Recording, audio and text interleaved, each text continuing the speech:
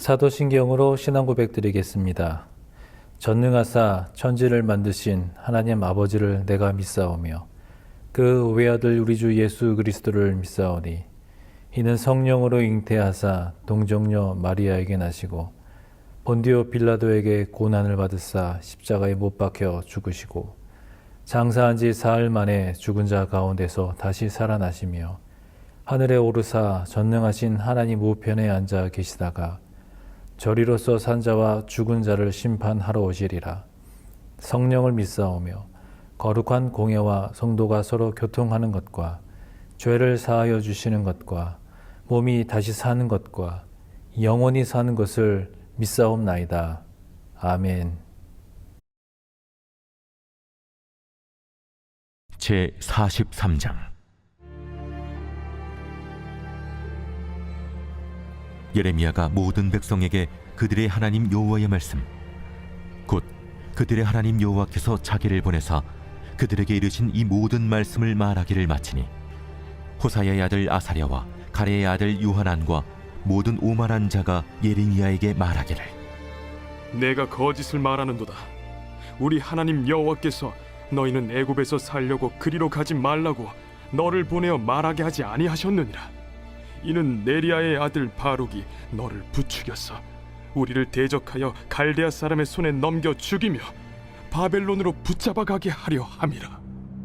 이에 가레야의 아들 요하난과 모든 군치위관과 모든 백성이 유다 땅에 살라 하시는 여호와의 목소리를 순종하지 아니하고 가레야의 아들 요하난과 모든 군치위관이 유다의 남은 자, 곧 쫓겨났던 여러 나라 가운데에서 유다 땅에 살려 하여 돌아온 자, 곧 남자와 여자와 유아와 왕의 딸들과 사령관 누부사라단이 사반의 손자 아히감의 아들 그들에게 맡겨둔 모든 사람과 선지자 예레미야와 네리야의 아들 바룩을 거느리고 애굽 땅에 들어가 다바네스에 이르렀으니 그들이 여호와의 목소리를 순종하지 아니함이로라. 다바네스에서 여호와의 말씀이 예레미야에게 임하여 이르시되, 너는 유다 사람의 눈앞에서 내 손으로 큰 돌 여러 개를 가져다가 다바네스에 있는 바로의 궁전 대문의 벽돌로 쌓은 축대에 진흙으로 감추라. 그리고 너는 그들에게 말하기를, 만군의 여호와 이스라엘의 하나님께서 이와 같이 말씀하시되, 보라, 내가 내 종 바벨론의 느부갓네살 왕을 불러오리니 그가 그의 왕좌를 내가 감추게 한 이 돌들 위에 놓고 또 그 화려한 큰 장막을 그 위에 치리라. 그가 와서 애굽 땅을 치고 죽일 자는 죽이고 사로잡을 자는 사로잡고 칼로 칠 자는 칼로 칠 것이라. 내가 애굽 신들의 신당들을 불지르리라. 느부갓네살이 그들을 불사르며 그들을 사로잡을 것이요, 목자가 그의 몸에 옷을 두름같이 애굽 땅을 자기 몸에 두르고 평안히 그곳을 떠날 것이며, 그가 또 애굽 땅 베세메스의 석상들을 깨뜨리고 애굽 신들의 신당들을 불사르리라 하셨다 할지니라. 오늘 본문의 말씀은 예레미야가 여호와 하나님의 말씀을 전했지만 사람들은 들으려고 하지 않았을 뿐만 아니라 오히려 예레미야가 거짓말을 한다고 비난합니다. 바벨론 갈대아인이 쳐들어오는 것이 뻔한 상황에서 애굽으로 내려가지 말라라는 말은 그 자리에서 죽으라고 하는 것과 같다고 생각했기 때문입니다. 그런 이유로 유다 백성들은 하나님의 말씀을 거절하고 결국은 예레미야와 또 바룩까지 애굽으로 데려가서 다바네스라는 곳에 정착하게 되는데요. 그러면 오늘 본문 말씀을 통해서 오늘 나에게 주시는 삶의 교훈은 무엇인지, 또 말씀을 통해서 우리가 살펴볼 수 있는 하나님은 또 어떤 분이신지 보도록 하겠습니다. 먼저 1절로 3절의 말씀을 봅니다. 주 하나님께서 그의 백성에게 지시하신 모든 말씀, 곧 그들의 하나님이신 주께서 예레미야를 보내셔서 그들에게 이르게 하신 이 모든 말씀을 예레미야가 온 백성에게 다 일러주었을 때에 호사야의 아들 아사랴와 가레야의 아들 요하난과 고집이 센 모든 사람이 예레미야에게 말하였다. 당신은 거짓말을 하고 있소. 주 우리의 하나님께서 당신에게 우리가 이집트로 가서 머무르게 해서는 안 된다는 말씀을 전하게 하셨을 리가 없소. 이것은 틀림없이 네리야의 아들 바룩이 우리를 바빌로니아 사람의 손에 넘겨주어서 그들이 우리를 죽이려거나 바빌로니아로 잡아가도록 하려고 당신을 꽹 것이요. 이 말씀에 대한 해설 세 번째 단락을 보도록 하겠습니다. 요하난 일행은 기대했던 말씀을 듣지 못하자 예레미야를 거짓 선지자라고 비난합니다. 예레미야의 말을 듣고도 우리 하나님이 그렇게 말씀하실 리 없다고 간단히 물리쳐 버립니다. 이는 내 결정이 곧 하나님의 뜻이어야 한다는 교만이나 하나님의 말씀대로 하면 실패할 것이라는 불신에서 비롯된 태도입니다. 수용하기 어려운 말씀 앞에서 더욱 겸손해야 하고 하나님을 더욱 신뢰해야 합니다. 그동안 예레미야의 권고 속에는 이미 유다 백성이 불순종하리라는 그런 결과가 전제되어 있었습니다. 사실 시드기야 왕이 예레미야를 2번이나 독대하면서 하나님의 뜻을 확인했음에도 불구하고 예레미야의 예언에 끝까지 불순종하였던 것에서 우리가 알 수 있듯이 지금까지 보아온 그 유다 백성들의 행태는 전혀 하나님의 백성답지 않은 오히려 이방인보다 더 못한 신앙의 모습을 볼 수 있었습니다. 그래서 바벨론을 피해서 애굽으로 내려가던 길에 유다 백성들이 예레미야를 통해 하나님의 뜻을 구했을 때에 거기에서 경고의 말씀을 주셨던 것은 그래도 이번만큼이라도 순종의 길을 가게 하고자 하셨던 것으로 하나님의 마음을 우리가 볼 수 있었지만, 그런데 정작 그 사람 유다 백성들이 자기들이 원하는 대답을 듣지 못하니까 이제는 적반하장으로 예레미야를 거짓말하는 자로 몰아세우면서 또 바룩이 또 예레미야를 꼬드겼다라고 하면서 하나님 앞에 정말로 불순종함의 모습을 보이게 되고 또 애굽에 내려가지 않게 하시고자 하는 그 하나님의 뜻을 정면으로 이제 거스르고 말았습니다. 예루살렘의 멸망과 또 바벨론의 보복이라는 그 눈앞에 훤히 보이겠죠. 어떠한 어려움이 자기들에게 닥쳐올지는 이미 예루살렘이 망한 것을 경험했기 때문에 그런 두려움에 사로잡혀서 자신들의 생각에 그런 불리한 좀 자기들이 원하는 답변을 주시지 않는 그 하나님에 대한 어떤 불신, 그리고 애굽으로 내려가면 우리가 이것보다는 더 편하게 살 수 있어, 우리가 안전하게 살 수 있다라는 어떤 맹신 때문에 하나님의 말씀과 심지어는 자기들이 그렇게 맹세까지 한 그것을 부정하게 됩니다.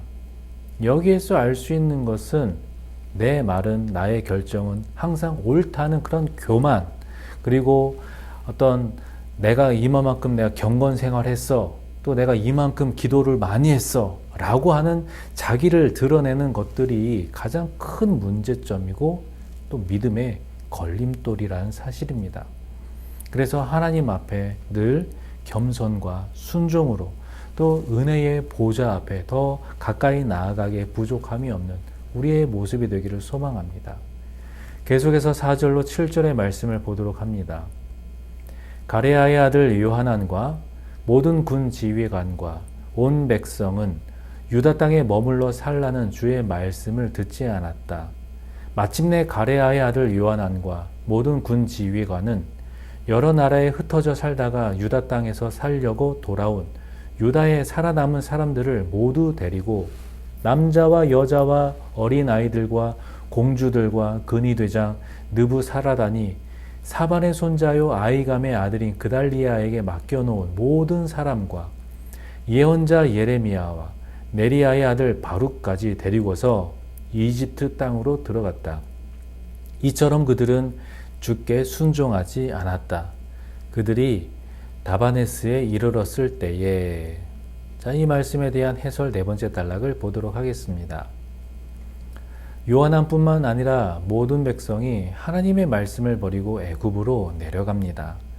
그들은 요하난과 함께 맹세했던 당사자들이고 모든 과정을 지켜본 증인들입니다. 당연히 하나님의 뜻이 무엇인지 알았지만 그들의 마음은 이미 애굽에 가 있었습니다. 애굽이 안전한 피난처가 될 것이라는 생각은 확신을 넘어 신앙이 되었습니다. 그래서 요하난이 예레미야를 거짓 선지자로 몰고 바룩을 악한 주동자로 규정할 때 내심 다행으로 여겼을 것입니다. 침묵하며 따라간 그들도 말씀의 반역자입니다. 공동체에는 그릇된 선택에 맞서는 목소리가 필요합니다. 요하난과 모든 군 지휘관과 모든 백성이 하나님의 목소리를 순종하지 않았다. 그리고 주의 말씀을 듣지 않았다라고 하는데 이것은 앞장 그 6절에서 여호와의 목소리가 좋든지 좋지 않든지 하나님의 응답이 좋든지 나쁘든지 간에 우리가 그 말씀에 순종하겠다는 그 맹세를 자기들 스스로 파기한 것입니다. 그러니까 이건 유다 백성의 불순종이 단순한 불순종이 아니라 선지자를 기만하고 그를 보내신 하나님을 멸시하는 그 불순종의 모습이라는 것을 우리에게 알려주고 있습니다. 그래서 이것은 결국은 유다의 모든 백성들이 다 하나님의 심판을 받아서 멸망해도 마땅하다라는 것을 너무나도 잘 보여주고 있습니다. 지금까지 자기들이 겪었던, 그러니까 예레미야의 예언의 말씀대로 바벨론이 침략했고 그것으로 예루살렘이 파괴되었고 멸망했고 왕과 그의 신하들이 붙들려 간 것을 직접 봤으면 이제는 정말로 하나님의 말씀에 순종해야겠다. 그러는 어떤 삶의 교훈을 받았을 텐데 정말로 이 순종이라는 말뜻을 모르는 사람들처럼 허울뿐인 맹세, 그것을 가지고 하나님 앞에 망령되이 맹세하면서 여전히 하나님의 말씀을 자기 입맛에 따라서 그 취사 선택하면서 하나님의 말씀을 결국은 거부하고 오직 자기들의 생각을 고집하는 그런 패역을 자행하고 있는 것입니다.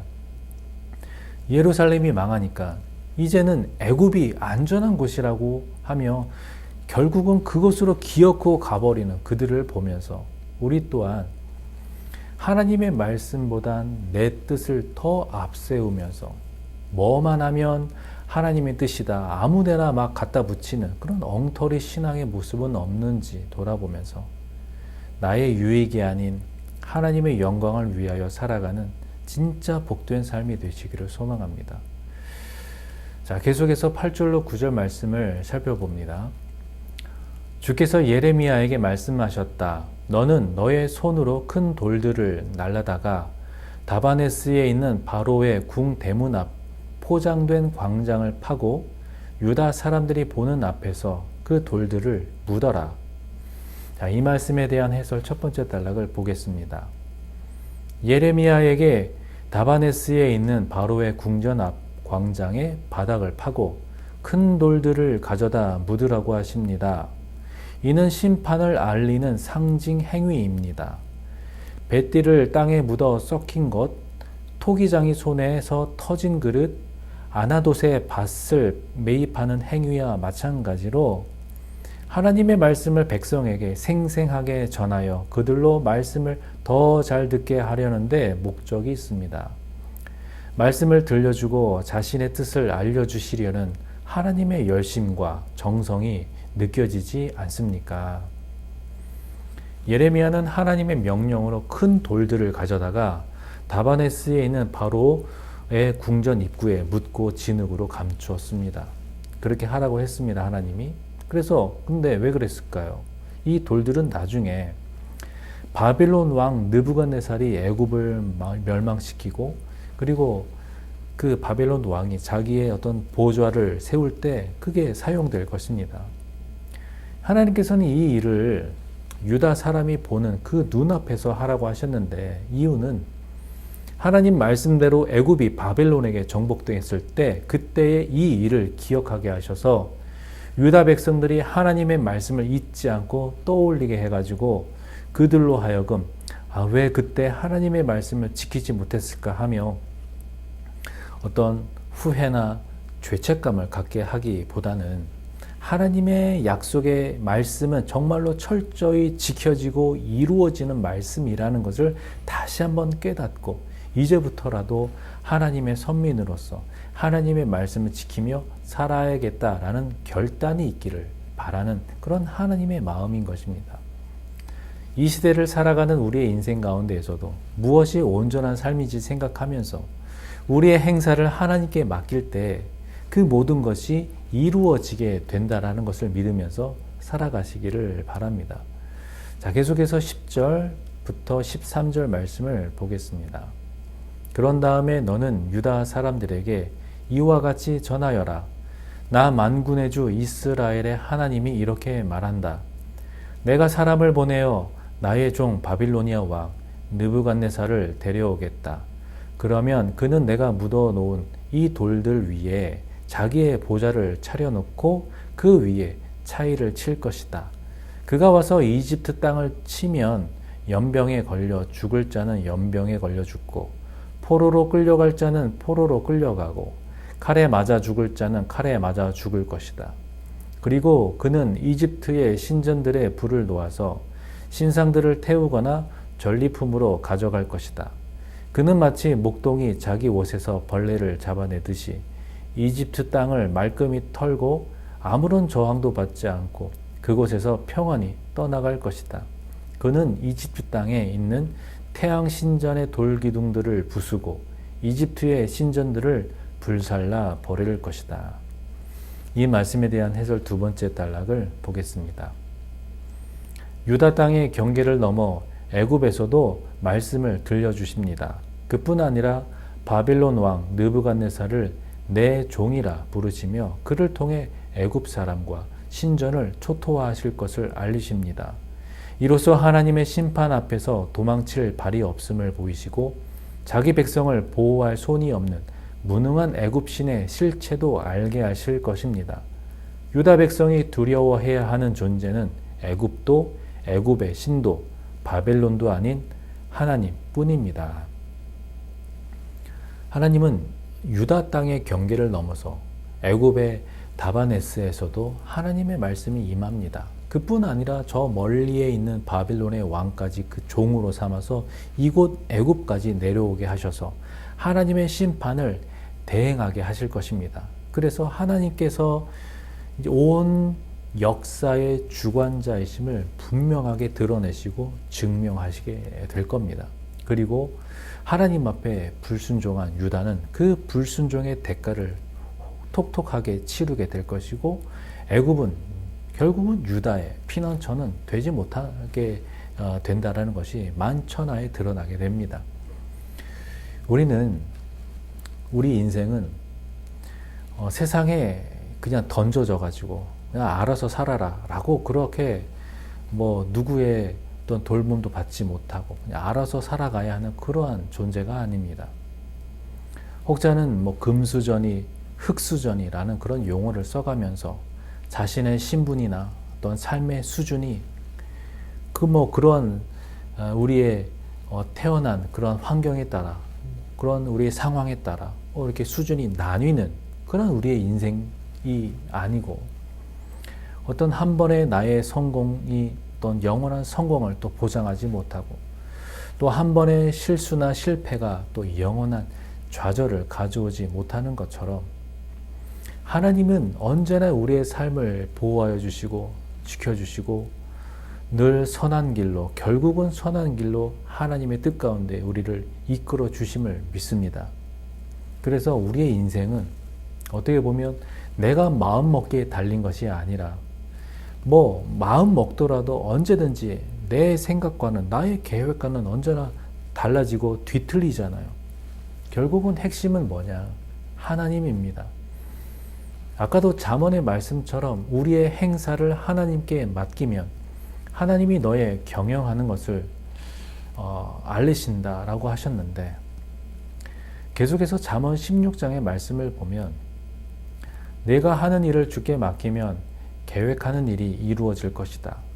주께서는 모든 것을 그 쓰임에 알맞게 만드셨으니 악인은 재앙의 날에 쓰일 것이다. 주께서는 마음이 거만한 모든 사람을 역겨워하시니 그들은 틀림없이 벌을 받을 것이다. 사람이 어질고 진실하게 살면 죄를 용서받고 주님을 경외하면 재앙을 피할 수 있다. 사람의 행실이 주님을 기쁘시게 하면 그의 원수라도 그와 화목하게 하여 주신다. 의롭게 살며 적게 버는 것이 불의하게 살며 많이 버는 것보다 낫다.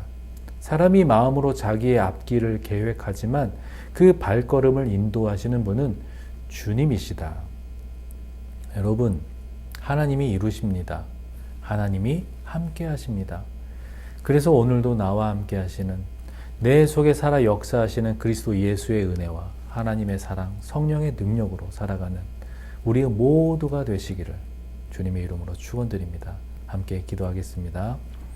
하나님 아버지 감사합니다. 오늘도 이 아침에 주님 앞에 나와 예배하게 하시고 또 말씀의 교훈을 받아 또 오늘 하루를 살아갈 수 있는 그러한 은혜를 우리에게 허락하여 주심을 감사합니다. 아버지 하나님, 주신 말씀 의지하여서 세상 다른 것에 우리의 시선을 또 우리의 마음을 빼앗기지 아니하고 오직 하나님께서 우리에게 주신 그 말씀만을 붙잡으면서 또 말씀의 기준으로 우리에게 주어진 삶을 믿음으로 우리가 살아낼 수 있는 그러한 은혜가 우리 안에 있게 하여 주시옵소서. 예수님의 이름으로 기도합니다. 아멘. 주님 가르쳐 주신 기도로 기도회를 마치겠습니다. 하늘에 계신 우리 아버지여, 이름이 거룩히 여김을 받으시오며 나라의 임하옵시며 뜻이 하늘에서 이룬 것 같이 땅에서도 이루어지이다. 오늘날 우리에게 일용할 양식을 주옵시고 우리가 우리에게 죄 지은 자를 사하여 준 것 같이 우리 죄를 사하여 주옵시고 우리를 시험에 들게 하지 마옵시고 다만 악에서 구하옵소서. 내게 나라와 권세와 영광이 아버지께 영원히 있사옵나이다. 아멘.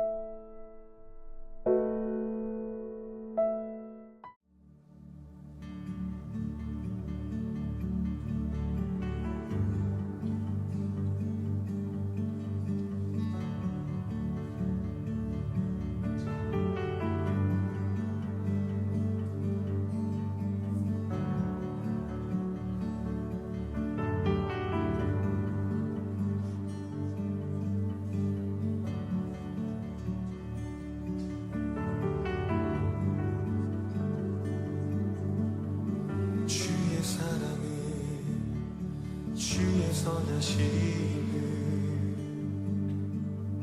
주의 은혜를 생각해보라. 하늘보다도 더 높으신 아버지의 사랑 크고 놀랍네. 아버지 사랑 크고 놀랍네. 주의 사랑은 주의 선하심을 주의 은혜를 생각해보라.